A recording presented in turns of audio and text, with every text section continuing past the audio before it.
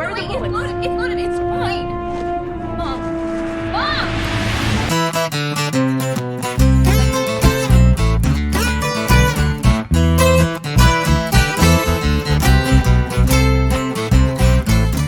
Mengawali film, kita diperlihatkan sebuah sudut pandang dari tokoh utama kita yang bernama Libby Day. Malam itu, Libby yang saat itu berumur 8 tahun, pindah dari kamarnya menuju kamar ibunya. Ibunya yang nampak belum tidur, mengusap Libby sambil mengatakan ia sangat menyayangi Libby. Setelah itu, diperlihatkan Libby telah berada di sebuah rumah sakit dan seseorang yang tak diperlihatkan sosoknya menanyainya tentang pembantaian malam itu. Ia menanyakan apakah Ben yang melakukan menghilangkan nyawaan terhadap ibu dan 2 saudaranya. Libby hanya terdiam. Sesudah di masa sekarang, terlihat seorang wanita sedang menuju ke sebuah tempat. Ia adalah Libby dewasa setelah menghilangkan nyawaan keluarganya. Berita di mana-mana, sumbangan mulai berdatangan tanpa henti dari para dermawan. Ia hanya menggantungkan hidupnya dari semua sumbangan itu tanpa melakukan pekerjaan lain. Satu-satunya sumber penghasilannya hanya dari menjual buku yang ia tulis dari kisahnya tersebut. Saat itu, ia bertemu dengan seseorang yang bernama Jim Jeffrey. Jim adalah manajer keuangan Libby. Saat itu Jim mengatakan bahwa para donatur mulai menghentikan pengiriman uang pada Libby karena berpikir Libby telah cukup dewasa untuk menghidupi dirinya sendiri. Jim mengatakan bahwa sudah saatnya Libby untuk mencari pekerjaan. Jim memberikan Libby sebuah surat, kemudian Libby meninggalkan Jim tanpa uang selembar pun.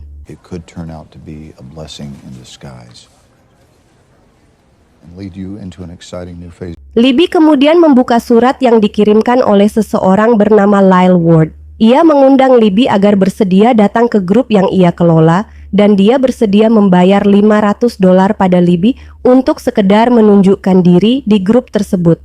Lalu Libby menelpon Lyle dan bertemu di sebuah perusahaan laundry milik Lyle saat tengah malam. Di sana mereka berkenalan dan kemudian Lyle mulai menceritakan tentang klub yang ia sebutkan di dalam surat. Lyle menjelaskan bahwa ini adalah sebuah klub yang mana di dalamnya berisi orang-orang yang memiliki ketertarikan khusus dalam memecahkan kasus-kasus kriminal dan tragedi lain semacamnya. Grup orang-orang semacam ini menamakan diri sebagai Kill Club, dan pada saat sekarang orang di grup tersebut sangat tertarik dan ingin mengungkap tragedi yang menimpa Libby 28 tahun silam. Libby lalu meminta kenaikan bayaran menjadi $1.000. Lyle hanya mampu memberi $700 dan Libby pun setuju untuk datang dan menjawab berbagai pertanyaan terkait peristiwa malam itu. How much? $500. And there'll be a lot of collectors there, so Scene kemudian berpindah ke tahun 1985. Terlihat hamparan lahan peternakan milik keluarga Day. Kemudian terlihat seorang wanita terbangun mengambil sebuah kalung salib bermata ruby dan menuju dapur untuk mempersiapkan sarapan anak-anaknya. Ia bernama Patty Day, ibu dari Libby. Tak lama kemudian seorang remaja bergegas pergi tanpa berpamitan dengan ibunya. Dialah Ben Day, anak tertua dari keluarga Day. Ia disuruh sarapan dulu sebelum ke sekolah. Dan tak lama kemudian datang 3 anak perempuan, Patty yang lain bernama Libby, Michelle, dan Debbie. Patty lalu menyuruh Ben membuka topinya karena menurut Patty tidak sopan memakai topi saat makan. Ben lalu membukanya dan semua nampak kaget karena Ben tiba-tiba mengecat rambut pirangnya menjadi hitam, mengikuti grup band metal yang lagi ngetren pada saat itu. Sedikit informasi di tahun 1985, band metal sangat digemari oleh para remaja. Band metal tersebut mendapat kecaman dari warga karena band metal pada saat itu banyak menyebarkan aliran sesat. Karena itu, Patty begitu kaget ketika mendapati Ben mengikuti tren dari band metal yang sekarang lagi digemari para remaja. Kembali ke saat sekarang. Malam berikutnya, Libby datang ke klub Lyle. Setelah meminta bayaran, Libby naik ke lantai atas.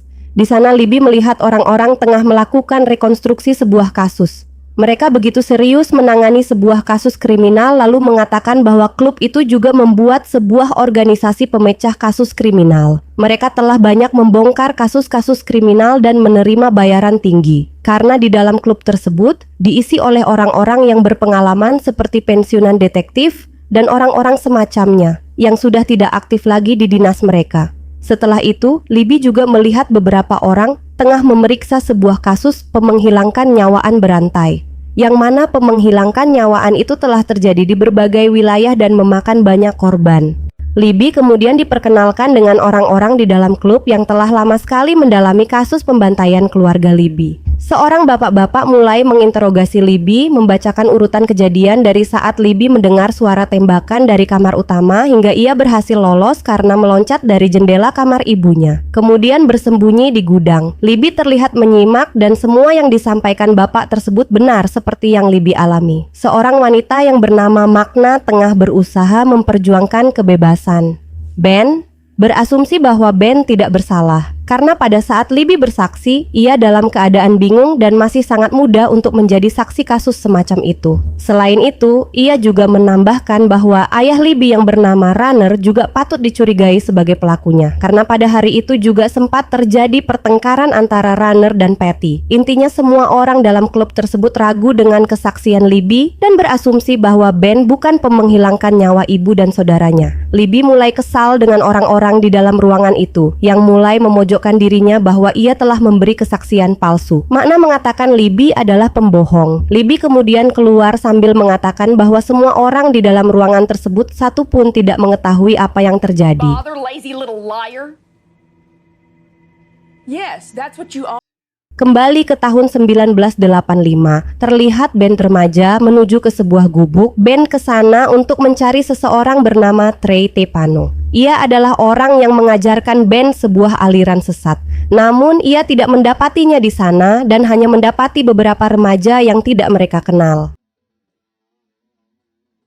Di saat yang sama, di rumah keluarga Day, terlihat Michelle, adik dari Ben, menemui ibunya. Ia melaporkan bahwa di sekolahnya telah tersebar berita bahwa Ben terlibat dalam sebuah aliran pemujaan setan. Ben sekarang menjadi nakal dan suka mengganggu anak-anak gadis di sekolahnya. Michelle minta ibunya agar lebih keras pada Ben. Setelah itu, seorang pria mendatangi rumah Patty. Ia bernama Joseph, seorang rentenir yang biasa meminjamkan uang pada para petani yang mengalami kebangkrutan. Joseph ke sana adalah untuk memberitahu bahwa ia akan melakukan penyitaan terhadap peternakan Patty karena Patty terlilit banyak hutang karena kegagalan panen selama bertahun-tahun dan keadaan ekonomi Patty makin bangkrut meskipun ia telah menjual beberapa ternak dan mesin-mesin di peternakannya. Patty berusaha meminta penangguhan, tapi Joseph mengatakan Perry telah mendapat cukup banyak keringanan. Tapi tidak untuk kali ini, pernyataan tidak bisa ditangguhkan lagi. Bank said they would back Your me. bank's going under too. I'm sorry.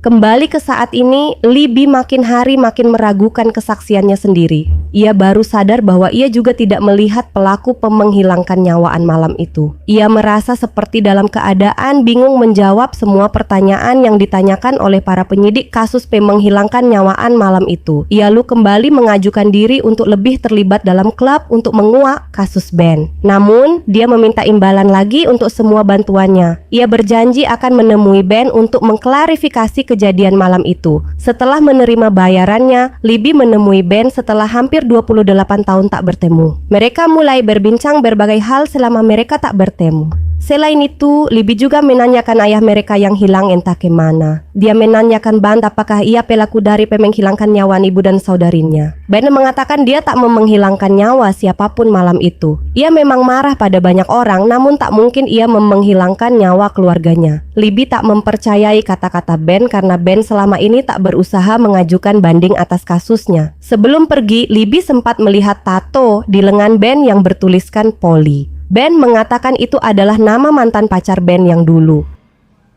It's a tat on your arm. Oh, it's a old flame. Setelah Libby pergi, Ben mulai teringat masa lalunya bersama mantan pacarnya. Mantan pacarnya itu bernama Diondra, seorang wanita yang menyukai aliran yang sama dengan Ben. Dan pada saat itu, Diondra mengatakan bahwa ia sedang hamil. Mereka lalu berencana untuk kabur, karena dia sangat takut jika ayahnya sampai mengetahui kehamilannya. Pagi berikutnya, Libby menemui Lyle di tempat biasa. Kemudian Libby mengatakan bahwa ia menaruh curiga pada Luke Kitts, ayah dari Chrissy Kitts. Chrissy Kitts adalah seorang gadis yang sempat mendapat perlakuan pelecehan dari Ben. Dan ayah dari Chrissy Kitts juga patut dicurigai sebagai pelakunya. Mungkin saja saat itu ayah Chrissy Kitts ikut berniat menghabisi Ben dan keluarganya. Lyle lalu memberikan Libby berkas-berkas yang bisa ia pelajari untuk membantunya mengingat-ingat kejadian yang sebenarnya. Look at the folder. Malam itu ia mulai melihat-lihat dan mempelajari semua berkas-berkas dari Lyle. Secara kebetulan, ia menemukan sebuah berkas yang mencantumkan nomor telepon keluarga Chrissy. Ia menghubungi nomor tersebut dan dijawab oleh ibu dari Chrissy. Libby kemudian mengatakan bahwa ia adalah Sally, teman lama Chrissy, dan ia mau bertemu dengan Chrissy. Ibunya Chrissy mengatakan bahwa ia sudah bercerai dan hidup terpisah dengan Chrissy. Dan jika ia mau bertemu dengan Chris, ia disuruh pergi ke barat menuju tempat tersebut. Setelah Columbia, di sana ada klub striptease besar, dan dari sanalah ia bekerja. Lyle dan Libby akhirnya ke klub tersebut, menemukan Chrissy. Lyle lalu mengajaknya mengobrol tentang masa lalunya bersama band. Chrissy katakan band melakukan hal-hal buruk padanya dan mengajaknya ke sebuah tempat untuk melakukan pemujaan setan dan hal-hal lain semacamnya. Lyle kemudian menanyakan alamat ayah Chrissy yang bernama Lukic. Namun sayang sekali Chrissy tidak mengetahuinya. Chrissy kemudian meminta agar ia bisa meminjam uang pada Libby sebesar $20.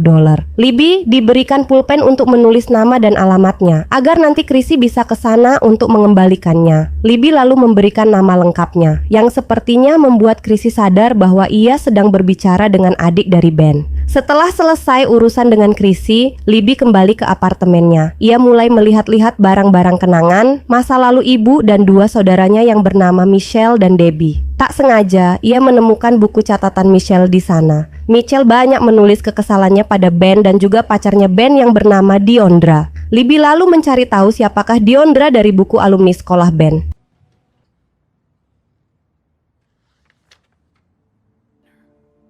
Setelah itu, terlihat Libby mendatangi sebuah kos-kosan pria yang terakhir ia tahu ayahnya tinggal di sana. Namun, tuan kos mengatakan bahwa Runner sudah diusir karena ia suka mabuk-mabukan dan telah lama pergi dari sana. Libby kemudian disuruh ke sebuah tempat pembuangan limbah. Mungkin saja ia tinggal di sana karena banyak para gelandangan tinggal di tempat tersebut. Ia akhirnya menemukan ayahnya di sebuah bangunan mirip seperti sebuah pabrik yang terbengkalai. Setelah bertemu dengan ayahnya, Libby lalu menanyakan keberadaan ayahnya pada malam kejadian itu. Namun, akhirnya tak tahu apa-apa tentang malam itu. Ia hanya tahu bahwa Ben sudah dipenjara, sementara istri dan dua anaknya telah tewas dalam menghilangkan nyawaan malam itu. Oh iya, Runner tak begitu peduli dengan kejadian tersebut. Ia malah menanyakan uang asuransi dari kematian Patty. Libby mengatakan bahwa uang asuransi Patty sudah digunakan untuk melunasi hutang dan mencari pengacara untuk kasus Ben, dan semua itu sudah diurus oleh Dian yang sekarang sudah meninggal. Ayahnya lalu menyebut sebuah nama yang mungkin bisa memberi petunjuk pada Libby, yaitu Diondra. Karena sebelum kejadian itu, ayahnya sempat melihat Ben bersama Tri dan juga Diondra di sebuah klub. Ben juga sempat mengatakan bahwa ia telah menghamili Diondra. Malam hari sepulang dari klub, Diondra dan Tri melakukan aksi sesatnya. Mereka mengucapkan mantra sambil menyilangkan senjata tajam yang mereka bawa dan kemudian secara membabi buta membantai sekawanan sapi milik peternakan seseorang. Kembali ke saat sekarang, Libby terlihat kembali mengunjungi Ben. Ia lalu menanyakan apa yang terjadi pada Diondra dan anak dalam kandungannya. Libby ternyata mencurigai Ben telah menghilangkan nyawa Diondra juga beserta bayi dalam kandungannya untuk ritual. Ben hanya mengatakan tidak tahu dan tidak mungkin ia menghilangkan nyawa Diondra dan bayinya. Di hari berikutnya, Libby mendapatkan telepon dari Lyle. Ia menemukan sebuah informasi mengenai Diondra. Dikatakan Diondra telah dikabarkan menghilang sejak 19 Oktober 1985. Tapi tidak ada kepastian apapun karena tidak ada mayat atau apapun yang menjelaskan hilangnya Diondra. Tiba-tiba, ia dikagetkan dengan sebuah mobil di depan rumahnya. Dan itu adalah Chrissy yang mendatanginya untuk mengembalikan uang Libby yang ia pinjam. Selain itu, ia juga menjelaskan kejadian yang terjadi 28 tahun silam. Chrissy mengatakan ia hanya menggarang cerita pada saat itu. Ben dan Chrissy memang dulu sempat pacaran. Di saat-saat Chrissy lagi sangat sayang-sayangnya pada Ben, Ben tiba-tiba saja menjauh dan perlahan-lahan meninggalkannya. Hal itu telah menyebabkan Chrissy sangat marah dan mulai mengarang cerita bersama teman-temannya yang mengatakan bahwa Ben telah melakukan pelecehan pada mereka. Beberapa saat kemudian, Lyle dan Libby menemukan lokasi Tregepano. Trey mengatakan dia dulu memang dekat dengan Ben dalam sebuah aliran sesat, tapi sekarang ia sudah berubah. Meskipun dia dulu pemuja setan, namun tak mungkin ia sampai menghilangkan nyawa Patty dan anak-anaknya. Lyle lalu menyuruh Libby mencari orang yang dulu berpacaran dengan Ben, yaitu Diondra. Namun Lyle mengatakan bahwa Deondra sudah lama menghilang sejak 1985. Trey lalu memberikan sebuah nama samaran yang sering dipakai Deondra, yaitu Polly Palm. Mungkin saja Deondra mengganti namanya menjadi Polly Palm. Libby lalu kaget mendengar nama tersebut karena nama itu sama dengan tato di lengan Ben. Lyle lalu mencari di internet dan menemukan Polly Palm berada di sebuah daerah di Missouri. Singkat cerita, Libby sampai di Missouri dan ia menuju ke sebuah rumah dan disambut oleh seorang wanita dan dialah Deondra. Deondra mengatakan bahwa ia yakin sekali cepat atau lambat Libby pasti akan menemukannya. Deondra kemudian mengajak Libby masuk dan menceritakan bahwa pada saat malam kejadian, ia dan Ben sedang berada di rumah Deondra. Deondra pada saat itu mengajak Ben untuk pergi keluar kota karena pada saat itu Ben sedang dalam pengejaran polisi atas kasus pelecehannya. Selain itu, Deondra juga takut jika ayahnya sampai mengetahui kehamilannya. Pack my bags. Left a note for my father telling him I was not his little girl anymore. Setelah itu, Ben pulang untuk mengambil uang tabungannya. Deondra saat itu tiba-tiba muncul di rumahnya dan membuat Ben kaget karena Ben menyuruhnya untuk diam di dalam mobil. Ben lalu mengajak Deondra masuk ke kamarnya. Di sana, Ben sempat mencari-cari hadiah untuk calon bayinya karena beberapa hari yang lalu ia sempat membeli beberapa pasang baju bayi untuk calon lainnya. Namun sekarang ia tak menemukannya di bawah ranjangnya. Ia yakin sekali bahwa seseorang telah masuk ke kamarnya. Beberapa saat kemudian, Libby membuka pintu dan pindah dari kamarnya menuju kamar ibunya. Tiba-tiba, Michelle datang ke kamar Ben dan melihat Deondra. Michelle lalu pergi untuk mengadu ke ibunya, namun ia keburu ditangkap oleh Deondra. Deondra mencekik Michelle di kamar Ben, namun Ben menghentikannya. You don't say another word, you little bitch!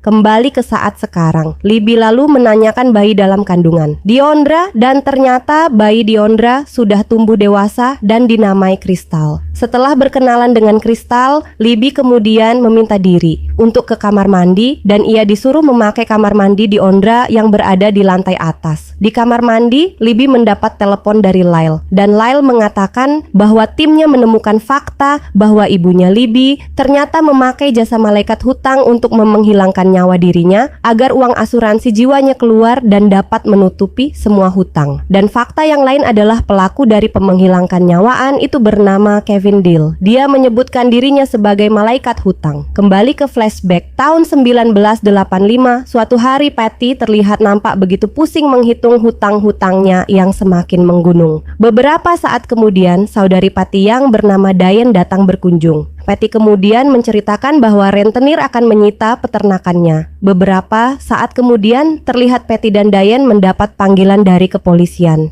Di sana Patty dijelaskan bahwa ada tuduhan terhadap Ben yang telah melakukan pelecehan terhadap 4 anak gadis teman sekolahnya. Mereka melaporkan bahwa Ben mengajak mereka ke suatu tempat dan melakukan sebuah ritual pemujaan setan serta melakukan pelecehan terhadap mereka. Patty dan Diane lalu menuju ke rumah salah satu korban bernama Chrissy Kids. Di sana mereka bertemu orang tua Chrissy dan mengizinkan mereka masuk.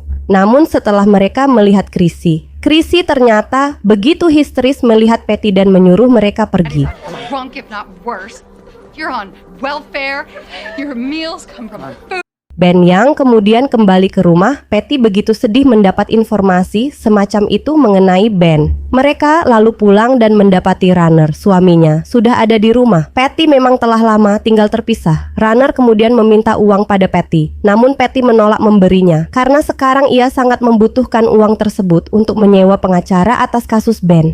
Patty juga menceritakan masalah Ben pada Runner, namun ia tidak mempedulikan urusan Ben. Runner juga sempat memaksa mengambil kalung salib ruby milik Patty, namun Patty tak mau menyerahkannya. Runner kemudian pergi setelah mengambil uang dari tas Patty. Sebelum pergi, ia juga menyebut Patty seorang pelacur di depan anak-anaknya. Patty kemudian marah dan mengambil senapannya di gudang. Di malam harinya, mereka makan malam tanpa Ben. Libby terus menanyakan Ben pada ibunya. Di sisi lain, Michael terus menyalahkan Ben, bisa mengatakan Ben anak yang aneh karena Ben suka menjambak dan memarahi Michael. Michael merasa malu, selalu dibully teman-temannya karena ulah Ben di sekolah. Ben dibilang jahat dan selalu melakukan hal buruk karena ibunya tidak mempercayai kata-kata Michael. Michele lalu menyuruh ibunya masuk ke kamar Ben untuk memeriksa apa yang ada di dalam kamar Ben. Libby masuk dan menuju ke meja belajar Ben. Ia melihat buku yang dipenuhi catatan tentang aliran yang ia ikuti. Terlihat beberapa instruksi tentang ritual pemujaan setan dan lain-lain. Terlihat juga beberapa catatan nama orang di dalam buku tersebut.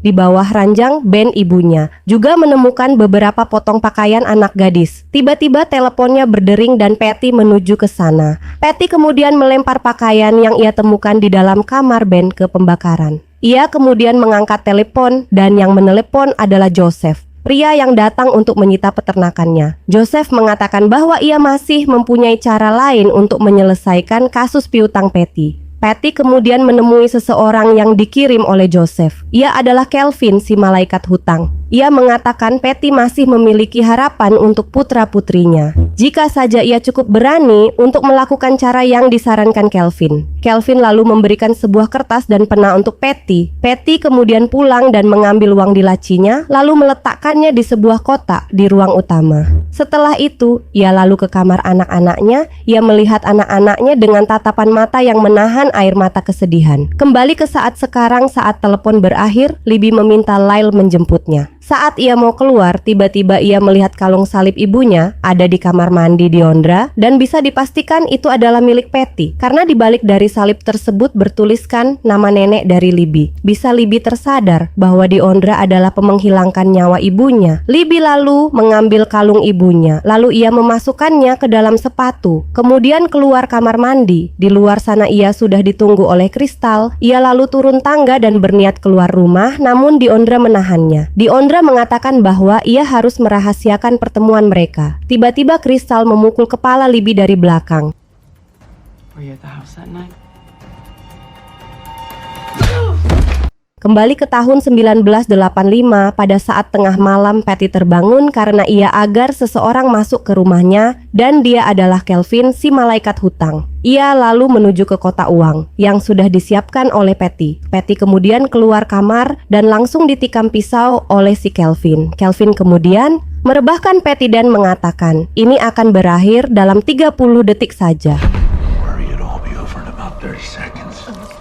Di saat yang sama, pada malam itu Deondra yang mengejar Michelle sampai di kamarnya dan langsung mencekik Michelle di kamarnya. Debbie yang saat itu terbangun melihat kejadian itu berlari keluar dan melihat ibunya. Saat Debbie keluar kamar, ia melihat Kelvin tengah menghilangkan nyawa ibunya. Kelvin kemudian panik karena semua tak sesuai rencana. Ia lalu mengambil senapan Patty dan menembak Debbie. Setelah itu ia juga menembak Patty. Setelah kejadian itu, Kelvin pergi dari rumah tersebut dan di saat yang sama, Ben keluar kamar dan melihat ibu dan adiknya telah tewas. Sementara itu Michelle juga ikut tewas karena kehabisan nafas gara-gara dicekik kembali oleh Deandra. Ben lalu ke kamar dan mendapati Michelle sudah meninggal. Ia sangat marah pada Deondra, namun ia tak tega melaporkannya ke polisi. Ben lalu teringat dengan Libby. Ia kemudian mencari Libby di kamar ibunya, namun Libby sudah meloncat keluar dari jendela kamar ibunya dan kemudian berusaha mencari Libby ke sana kemari hingga akhirnya ia menemukan Libby bersembunyi di sebuah gudang. Berlalu menyuruh Libby diam di sana sampai keadaan kembali tenang dan ia lalu meninggalkan Libby di dalam sana. Di saat yang sama, Deondra yang mau keluar rumah melihat mayat Patty dan ia kemudian mengambil kalung salib milik Patty. Kembali ke saat sekarang, Libby tiba-tiba terbangun setelah dipukul oleh Crystal. Saat situasi aman, saat Deondra dan anaknya mencari pistol untuk menghilangkan nyawa Libby, Libby akhirnya berhasil kabur lewat gudang belakang melalui saluran udara.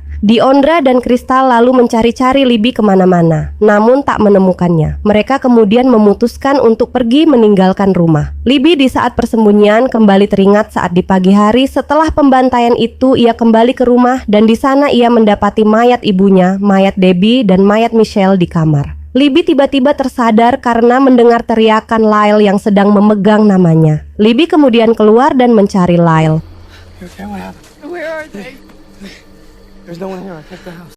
Beberapa hari kemudian tersiar berita bahwa Deondra alias Polly Palm ditangkap karena telah menghilangkan nyawa Michele Day. Sementara Crystal anaknya masih dalam pengejaran. Selain itu, Kelvin juga ditangkap karena ia telah membantu menghilangkan nyawa dari puluhan kliennya sekaligus korbannya sejak 1985. Dan berita lainnya adalah Ban sekarang dinyatakan tidak bersalah atas tuduhan menghilangkan nyawaan 28 tahun yang lalu. Dan dalam waktu dekat ia akan segera dibebaskan. Libby kembali menemui Ben sebelum hari kebebasannya.